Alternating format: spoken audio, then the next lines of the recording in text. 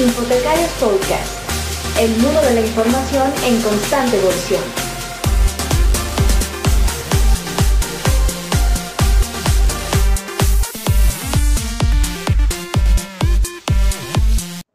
Bienvenidos al nuevo podcast de Infotecarios, amigos y amigas y profesionales de la información.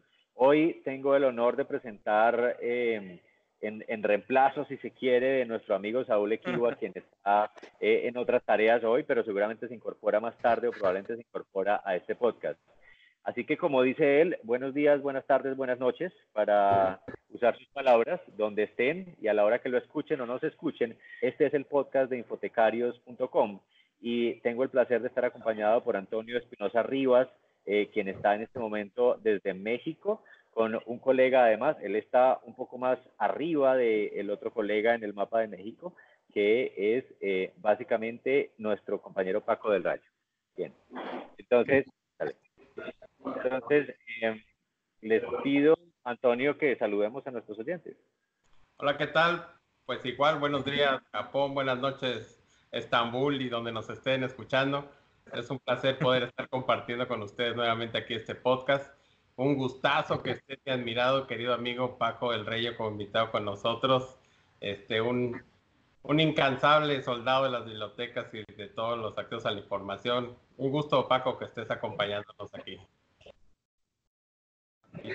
Gracias, de verdad, Toño. Medellín. Paco, es un placer Gracias a todos conocerte porque hemos escuchado mucho de ti. Yo estoy desde Medellín, estoy desde la biblioteca de PM. Voy a levantar un momento el teléfono para que ustedes vean. Estoy en la biblioteca, la primera gran biblioteca que se creó en la ciudad, al lado de un parque, como ustedes pueden ver, que está cerca del área administrativa de la ciudad. Pero como este es un podcast que es grabado en vivo, yo diría que si no han visto el fondo que tiene Antonio, es bien interesante porque atrás dice, aquí hay un mundo para todos o para ti, creo, no sé. Y esto habla mucho de las bibliotecas, ¿no? Pues sí, Paco ya conoce este mural, está aquí en la Biblioteca Central de UABC. Lo hizo justamente una alumna de la Facultad de Derecho en nuestra sala de lectura. Y son simbologías de 100 libros más importantes de la literatura mundial. Y para los que puedan estar escuchándonos y viendo las imágenes, pues encontrarán diversas que asocien con alguna lectura que seguramente ya hicieron. Bellísimo. Yo alcanzo a captar por ahí el de Frankenstein, alcanzo a ver, por supuesto, Metamorfosis. Bueno, hay bastantes. Y lo más interesante es que como esto es grabado en vivo en cualquier parte del mundo, Paco del Rey nos está acompañando, creo que desde un café, ¿verdad, Paco? Estoy en un café, déjenme girar para que puedan ver. Aquí estoy. Ahí está el fondo del café. Aquí muy espero tranquilo. Que sea café colombiano. Espero que lo que te ofrezcan, ¿no? Es café colombiano. Ahorita tengo un juguito para acompañar aquí en la plática, pero me encanta el café colombiano. Muy bien. Maravilloso. Bueno, hoy vamos a hablar de varios temas, pero entremos en materia con Paco. Paco es un especialista en temas, sobre todo audiovisuales, y ha trabajado con bibliotecas alrededor del mundo. Es bien reconocido en temas de educación, en temas de legislación y en temas de preservación. Así que, Paco, cuéntanos un poco con tus palabras qué es lo que haces en el mundo de las bibliotecas. Bueno, pues antes que nada un saludo a todos los infotecarios que nos están viendo, a la gente que sigue Infósferas. Muy pronto van a ver el video de esa biblioteca de Toño allá en Mexicali y espero estar en Colombia muy pronto para grabar. Les cuento un poco, me acerco al mundo de lo audiovisual desde las bibliotecas públicas. Yo he trabajado en bibliotecas especializadas, en públicas hace 10 años, instalando salas audiovisuales con recursos de este tipo para que la gente tenga acceso a información, a formación y a recreación desde estas salas audiovisuales. Las equipamos en bibliotecas públicas en México con colecciones de video, de audio, audiolibros obviamente para personas con algún tipo de discapacidad visual. Y después voy migrando hacia la industria de los medios de comunicación.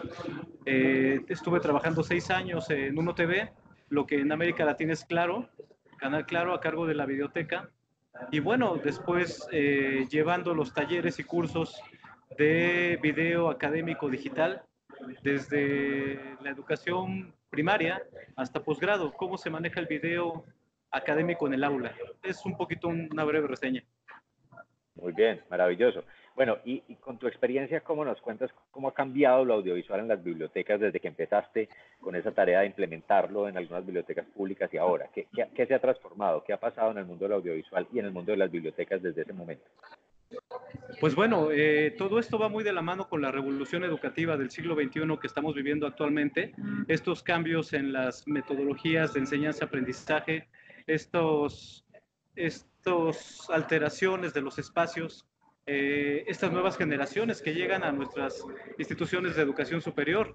Recordemos que ahorita estamos recibiendo en todas las instituciones de educación superior de Iberoamérica a los chicos que nacieron en el año 2000. Así es, así es. Esta generación viene audiovisual, 70% más que nosotros. Muy bien, y esto impacta incluso más allá de los contextos de aprendizaje, ¿no? Es decir, tú estás muy orientado hoy a lo educativo, pero hay que contar que lo educativo, sobre todo en términos del aprendizaje para toda la vida, no de la educación formal, ¿verdad? Es correcto, tenemos la educación formal que se está viendo reforzada. Siempre hay un poco de resistencia a la innovación, ¿no? Y realmente no estábamos tan preparados porque nos formaron en la cultura de lo impreso. De hecho, nuestros títulos de grado, nuestros exámenes, se basan en algo impreso, entregas algo impreso.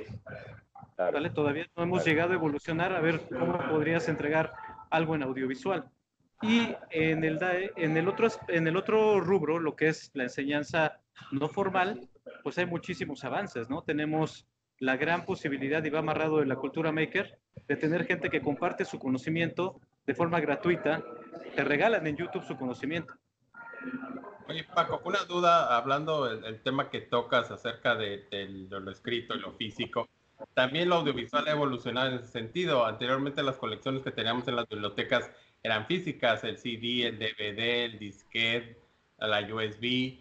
En tu experiencia, ¿cómo ha sido esta evolución? ¿Has rescatado acervo que está en esos anteriores formatos, pasándolo o convirtiéndolo al digital, al virtual, a la nube? ¿Cómo ha sido tu experiencia? ¿Cómo has visto esa evolución en estos medios audiovisuales? Ok, muy interesante la pregunta que planteas, Toño. He estado a través de Infósferas, que es el canal de YouTube, en contacto con museos, con archivos, con galerías, todo lo que es el circuito GLAM, que conocemos ahorita, y me he dado cuenta de que el tratamiento es diverso y distinto. En la biblioteca escolar, por ejemplo, ya se incorpora mucho el audiovisual, obviamente porque fueron los primeros que tuvieron contacto con estas nuevas generaciones. La biblioteca escolar es la pionera en el manejo, en la incorporación del audiovisual, incluso de colecciones propias generadas por los mismos estudiantes. La biblioteca pública tiene los formatos, pero como sabemos, faltan los presupuestos para la preservación.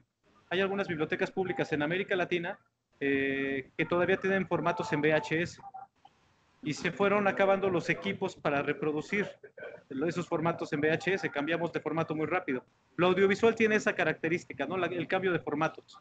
En las bibliotecas universitarias se quedó mucho de lado porque nuestra formación documental, tanto de archivistas como de bibliotecarios, no incluye una formación sólida todavía a casi entrar al año 20 del siglo XXI en lo audiovisual.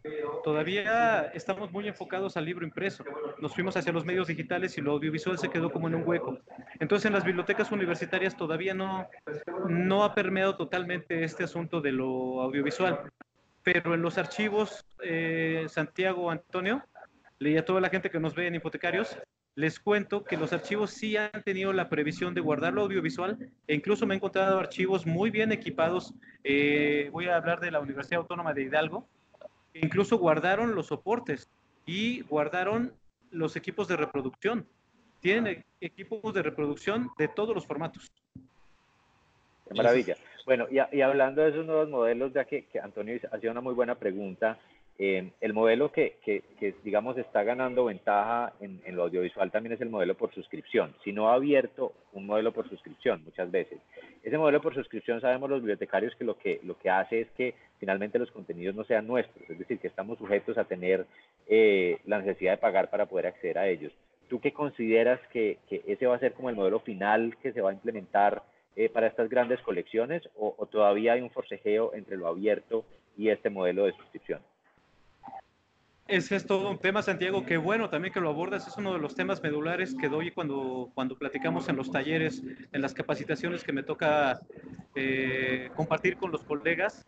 Tenemos verdaderas joyas audiovisuales que generan las universidades, desde material de marketing para el ingreso, la vida social, cultural, académica, deportiva, que guardan las universidades y que generan las instituciones de educación, muchas veces no queda bien documentada o queda dispersa y no llega, se queda en la comunidad académica, en los centros de investigación, pero no llega a las bibliotecas o a los archivos. La tenemos diseminada en los centros de investigación, en las unidades periféricas, pero no se llega a concentrar y a documentar bien en las bibliotecas centrales estatales, en los archivos centrales, y entonces queda disgregada. El siguiente paso es organizarla, digitalizarla de acuerdo a los estándares. Aquí en México tenemos el Contendoc, que nos da las normas para preservar y digitalizar y organizar lo audiovisual. Y después, ya que vas al modelo de comercialización, se puede generar incluso que las propias universidades manden y distribuyan a través de las plataformas digitales su contenido para colaboración. Ahorita que estamos en el auge de los repositorios, hay varios ahí que nos podrían servir para lo audiovisual.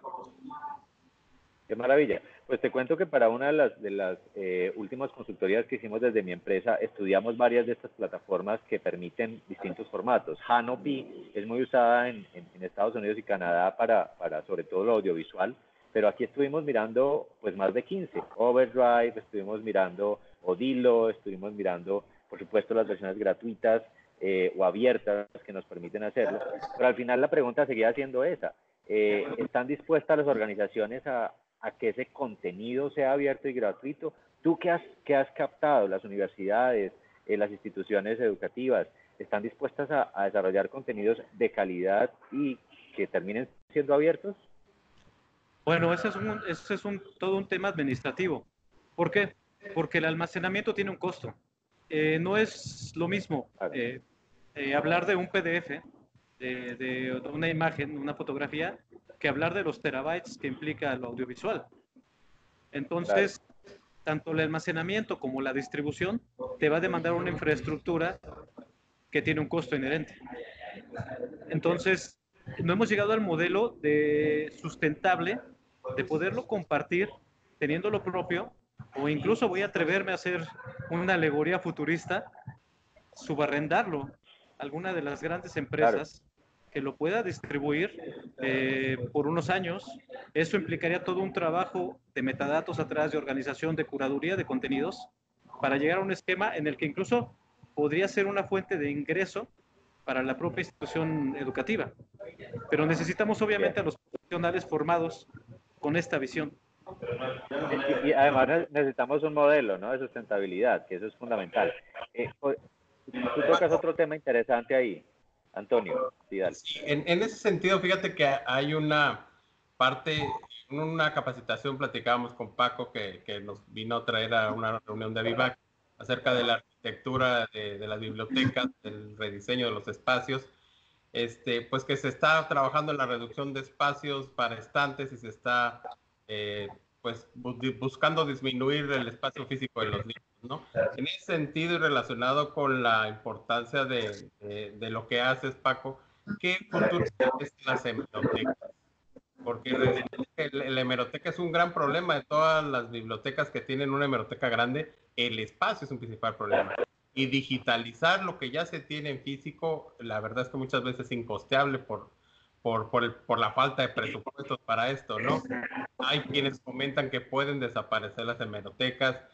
Hoy en día ya los periódicos digitales necesitamos una suscripción que normalmente es más costosa que la suscripción normal de recibirlo en físico. Desde tu perspectiva, ¿qué visión o qué futuro le ves a las hemerotecas? Bueno, definitivamente sigo con el formato impreso. Es uno de los soportes que nos da seguridad siempre y cuando tengas los medios de reproducción. Y en particular con las hemerotecas, Toño, vamos a entrar a partir del año 20 de este siglo, en adelante a un proceso de desmaterialización de las instituciones educativas por los altos costos. O sea, hay gobiernos que deben dinero para las universidades. La infraestructura cuesta y la luz prendida, la vigilancia, los jardines, la fontanería, los pagos de agua son gastos que están ahí por mantener almacenados documentos, ¿no? Vamos a ver una transformación de los espacios en las próximas décadas y vamos a tener que ser más creativos y optimizar los recursos. Tal vez veamos galerones. Yo estuve en CBS en Nueva York y tienen un galerón enorme donde están todas las cintas de video. He estado en repositorio, bueno, en áreas donde guardan la hemeroteca, que es una bodega, realmente no está integrada al edificio de servicios. Están en áreas contiguas con sistemas de seguridad apropiadamente construidas, con todas las condiciones verdes de mantenimiento y el costo de operación y de mantenimiento se reduce drásticamente. Te digo que hasta un 50% el costo de operación por un almacenamiento propiamente de almacenamiento fuera de las áreas de servicio. Es una línea que yo veo que es como una tendencia que se está marcando. Muy bien. Eso toca con otro tema fundamental también, Antonio, porque queremos aprovecharte, Paco, que estás aquí contándonos, y es el asunto de los átomos a los bits y de los bits a los átomos es como una contratendencia, es decir, estamos viendo cómo las bibliotecas estamos procurando convertirnos en espacios de creación, y eso toca con los Maker Labs, con la idea de curaduría de contenidos en las que queremos que sean los mismos usuarios los que generen, por ejemplo, contenido audiovisual, entre otras cosas, pero al mismo tiempo estamos transformando todos los materiales y las colecciones a los bits y a los bytes. Es decir, van en contratendencia. ¿Eso cómo tú lo percibes desde tu profesión? Bueno, en lo audiovisual hay todo un tema, ¿no? Porque está el tema del almacenamiento primero, el tema de convertir. Por ejemplo, vamos a hablar de una cinta. Hay cintas que son de principios del siglo pasado, con procesos químicos de deterioro. Entonces, vámonos más hacia los 70s, por ejemplo. Si tú quieres convertir un VHS, volvemos al ejemplo de un formato VHS. Para los más jóvenes es una cajita así que tiene una cinta magnética. A veces no tienes la capacidad de digitalizarlos porque los equipos no te van a dar una vida útil. Si tú pones un VHS y tienes 20,000 horas de VHS, no hay un equipo, una videocasetera que reproduzca y que tenga una vida útil las cabezas para que te dé para digitalizarlo en tiempo real. La digitalización de estos elementos es en tiempo real.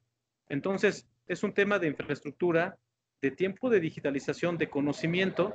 Y otra cosa también que tenemos que considerar en lo audiovisual, como en otros formatos digitales, es que tienes que hacer una migración. En lo audiovisual hablamos de los códecs de audio y de video, pero cierto tiempo vas a tener que pensar en actualizar los formatos. Entonces, otro proceso inherente y que trae un costo y una especialización de personal y un costo administrativo que hay que considerar cuando planeamos. A veces yo les digo, piensa en todo. Cuando empieces un proyecto de un repositorio institucional, piensa absolutamente en todo.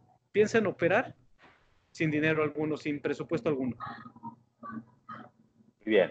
Y lo otro, para cerrar este tema, quiero también que no dejemos lo de los makers en el aire. Es decir, claro, podemos proponer, por ejemplo, una formación en alfabetización mediática a nuestros usuarios y a nuestros aprendices en las universidades y en las bibliotecas para que sean ellos no solo los consumidores, sino los creadores de contenido y que la biblioteca se vuelva, pues, finalmente un estudio audiovisual como parte de sus servicios, y eso lo pongamos en este repositorio. ¿Tú lo ves posible? ¿Has visto ejemplos?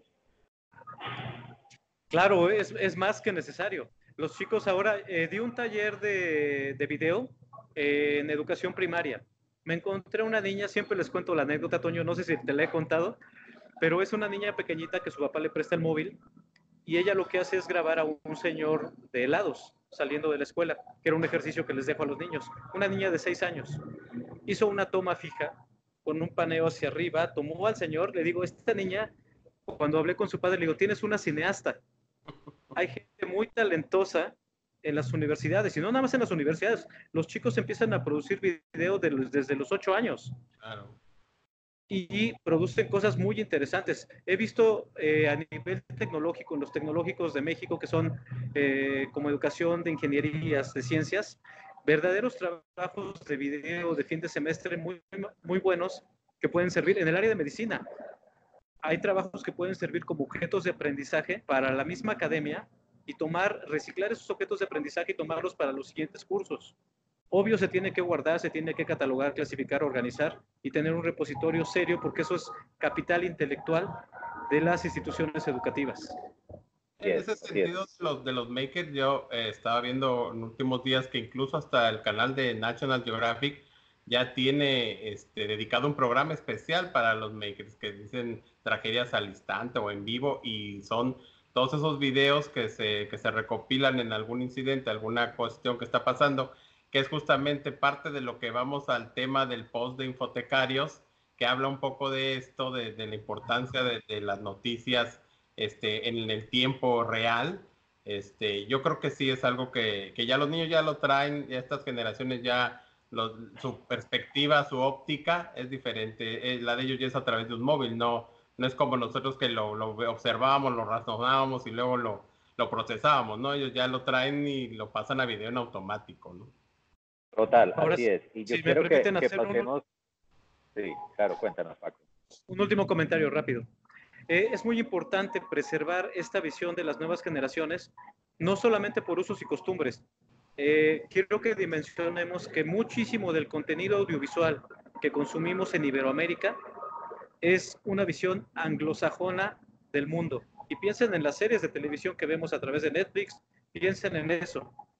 ¿Qué valor puede tener el darle al mundo una visión audiovisual de cómo son nuestras culturas y cómo aprenden y adquieren conocimiento las nuevas generaciones de Iberoamérica en principios del siglo XXI?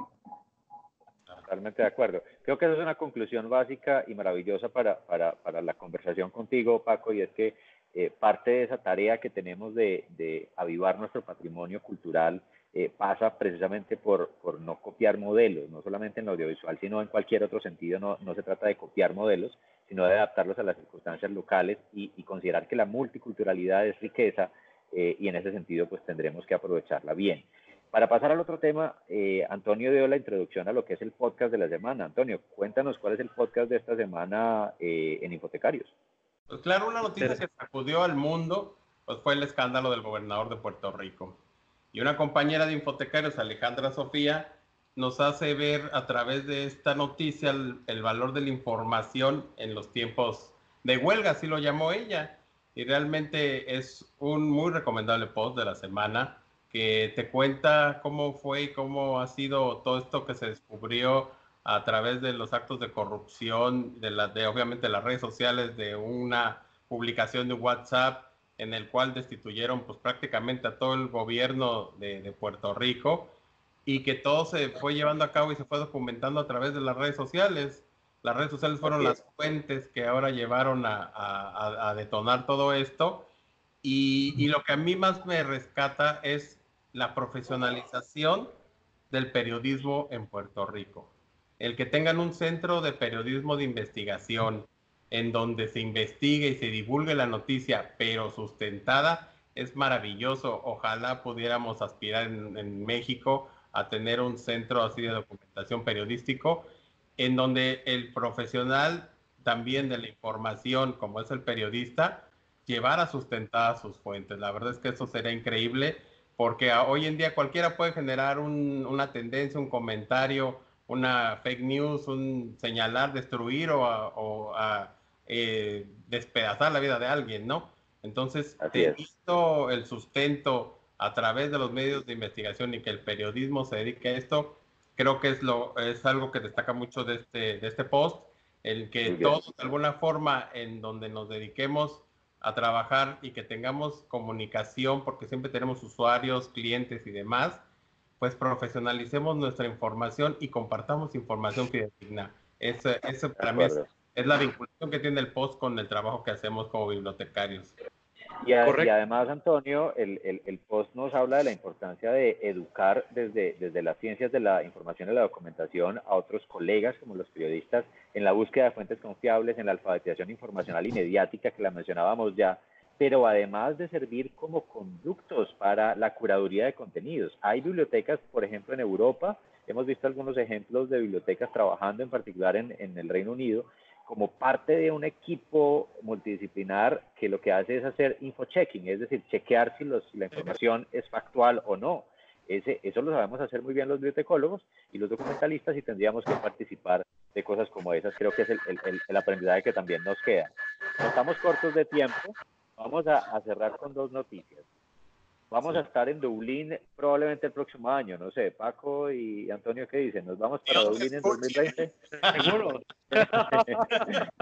Pues resulta que decimos que nos vamos porque IFLA acaba de confirmar que la ciudad que va a recibir el Congreso Internacional o Global de Información y Bibliotecas será Dublín, entre el 15 y el 21 de agosto del 2020. Así que preparen su billetera o sus tarjetas de crédito porque vamos a ir a aprender a Dublín el año entrante. A ver si Carlos me presta la casa ya. Está muy bien. Está muy bien. Y finalmente, una noticia muy conectada con lo que hemos estado diciendo es que Cambridge, la Universidad de Cambridge, recién lanza la plataforma de contenidos abiertos desde su división de imprenta, que es el Cambridge University Press. Está lanzando una plataforma que se llama Cambridge Open Engage. Creo que hay que navegarla, ver qué tiene interesante, y por supuesto, si algún colega sabe un poco más y quiere contarnos en el podcast, estamos abiertos a los comentarios y tal vez incluso a tener una pequeña intervención de ustedes en nuestra próxima semana. ¿Qué conclusiones dejamos? Un breve resumen acerca de esta atractiva plataforma de Cambridge, y en donde encontré que la plataforma irá más allá de la difusión de contenidos para proporcionar servicios que apoyen y fomenten la colaboración de los investigadores y conecten mejor las diferentes partes del ciclo de vida de la investigación, al albergar contenidos de socios como sociedades científicas, departamentos de investigación y financiadores, así como directamente de investigadores. Sus características y funcionalidad apoyarán un servicio integrado y orientado a la comunidad, y los contenidos que se pueden depositar son resultados de las investigaciones iniciales y abiertas, incluyendo preprints, resúmenes, actas de conferencias, póster de conferencias, literatura gris y datos abiertos. Esto fue un de la Universidad de Salamanca que se me hace muy, muy atractivo. Súper clave. Además, hay una cosa que seguramente Paco nos puede complementar para cerrar como conclusión, y es que estamos viendo cómo los repositorios dejan de ser solo repositorios y se convierten en comunidades de aprendizaje y en comunidades de práctica. Y eso es lo que vemos aquí, lo que vemos como lo que empezó siendo un sistema de información ya es un espacio de co-creación. No sé si Paco quiera concluir entonces nuestro podcast. Pues sí, se están alterando estos ecosistemas que conocimos en el siglo XX y estamos encontrando nuevas formas de coexistir. Entonces se está moviendo la educación, se tiene que mover la industria de la información, se van a mover los espacios y tenemos que mover nosotros, porque cuando teníamos todas las respuestas, pues nos cambiaron todas las preguntas. Así es. Paco, ¿nos gustas dejar tus redes sociales? Sí, por favor, tus redes sociales. ¿Cómo no? La fanpage está en Facebook como Paco del Reyo. Tiene un mes que empezó, tenemos 28,000 interacciones con contenido muy bueno para que ustedes puedan encontrarlo. En Facebook también pueden buscar Infósferas, es un canal de videos educativos donde hablo de archivos, de bibliotecas y de museos. Y pues también mi página personal, Francisco Esquivel del Reyo. Ahí es para contar chistes, compartir memes y todo lo demás. Muy bien. Pues muchas gracias, Paco, por acompañarnos. Gracias, Antonio, por estar de nuevo con nosotros. Extrañamos a Saúl, pero seguramente lo tendremos en la próxima. Nos pasamos un poco, pero había que aprovechar a Paco en este tiempo. Así que nos vemos en 8 días. Y ya saben, estamos en infotecarios.com, @infotecarios en Twitter y en Instagram, y infotecarios tal cual en Facebook. Así que nos vemos pronto, amigos. Saludos a la bella México, y desde Medellín se despide Santiago, @México. Gracias por estar con nosotros. Y igual, si nos caen bien, compártanos. Si les caemos mal, compártanos doble. Gracias por vernos y escucharnos aquí. Mi nombre es Antonio. Chao a todos. Saludos. Gracias, Paco. Santi, chao a todos. Fíjense.